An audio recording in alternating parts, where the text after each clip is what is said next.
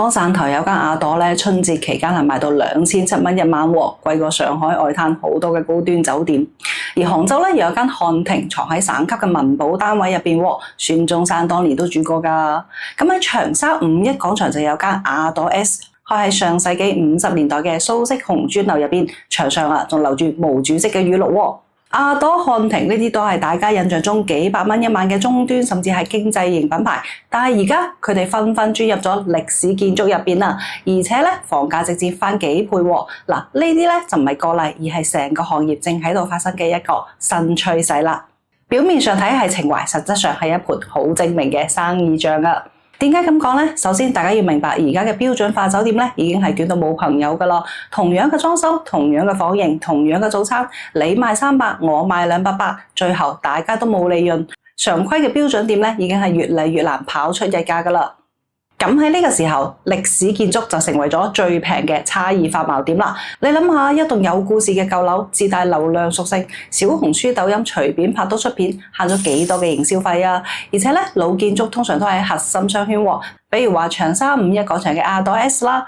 前身咧就係湖南省糧食廳蘇家巷老院，入選咗中國20世紀建築遺產。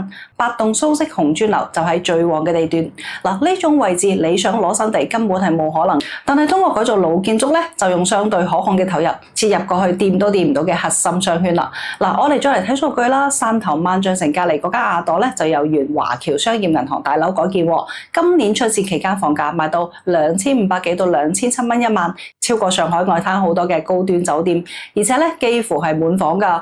你冇聽錯，一間亞朵賣2700蚊一晚，仲訂唔到添。咁仲有上海黃埔區嘅吳公大樓啦，文保建築嚟㗎，改咗城際酒店之後咧，每間可售房嘅收入直接做成咗行業教科書啊！嗱，呢度有個細節，大家可能冇注意啦。進駐歷史建築嘅經濟型終端門店咧，絕大多數係特許經營而唔係品牌嘅直營喎，亦即係話品牌方咧就唔需要承擔改造嘅風險，淨係輸出品牌同管理。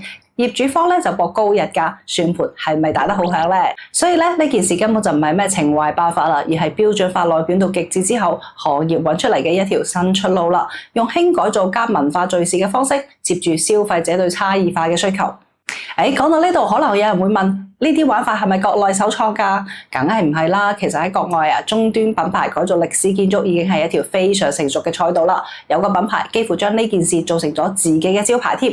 嗱，下一期咧，我哋就會將目光放到全球，睇下國外嘅玩家係點玩嘅。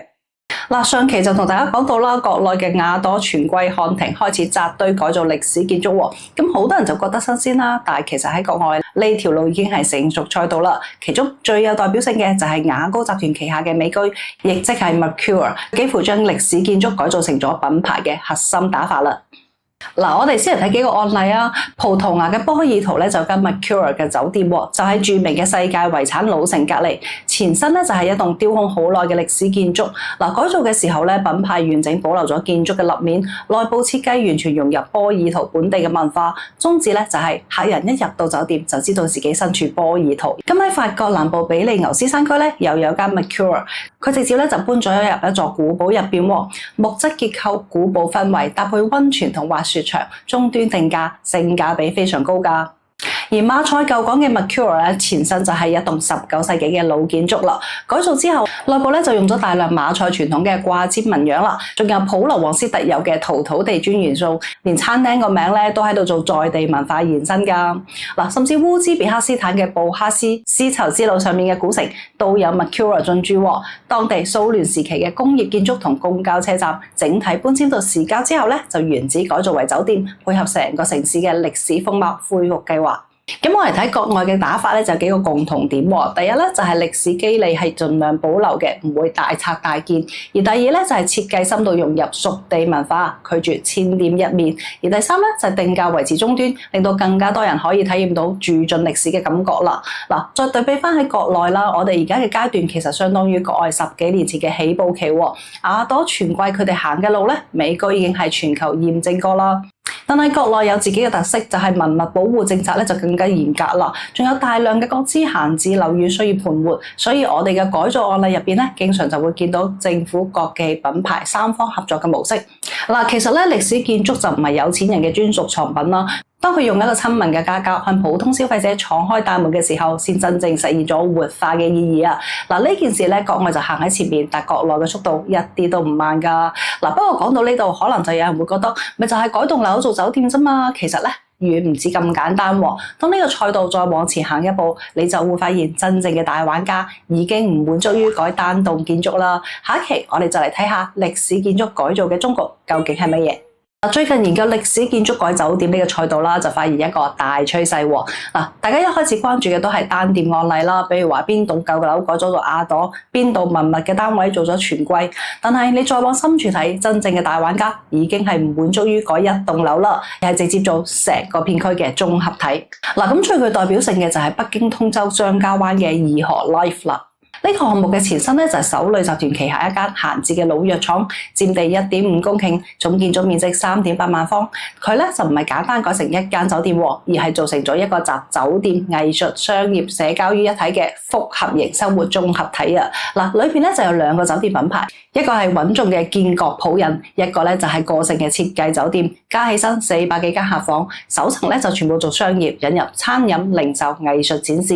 而最犀利嘅係佢係全國首例建築業數字化轉型集成創新試點項目啊！全程咧就用 BIM 技術整合設計同施工，完整保留咗老工業廠區嘅歷史肌理，又實現咗功能升級。呢個項目嘅定位就已經唔係一間酒店啦，而係張家灣設計小鎮嘅城市會客廳啊！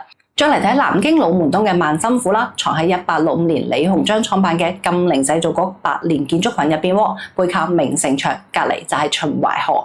佢唔係孤立嘅一間酒店，而係成個老門東歷史街區文旅生態嘅一部分啦。客人住入嚟，自然就會消費周邊嘅餐飲、景點同文創啦。咁仲有佛山祖廟嘅全季啦，由元隆行佛山總部大樓改造。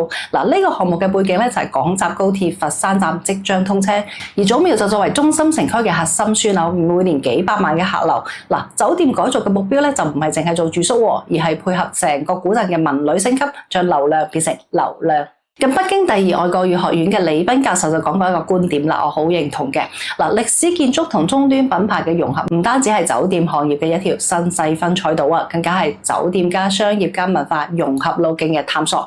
未來嘅競爭咧就唔係比邊個改嘅樓多，而係比邊個可以將歷史建築嘅文化價值同周邊嘅商業文旅資源串起身，形成生態效應。所以大家睇呢個賽道啦，就唔好淨係睇住酒店嘅房價升咗幾多，入住率有冇高度。真正嘅想像空間咧，在於城市更新嘅大背景之下，一棟棟沉睡嘅老建築被喚醒之後，可以帶活幾大一片區域嘅經濟同文化。由單店改造到綜合體運營，再到片區級嘅城市更新，歷史建築活化呢條路是啱啱開始啫。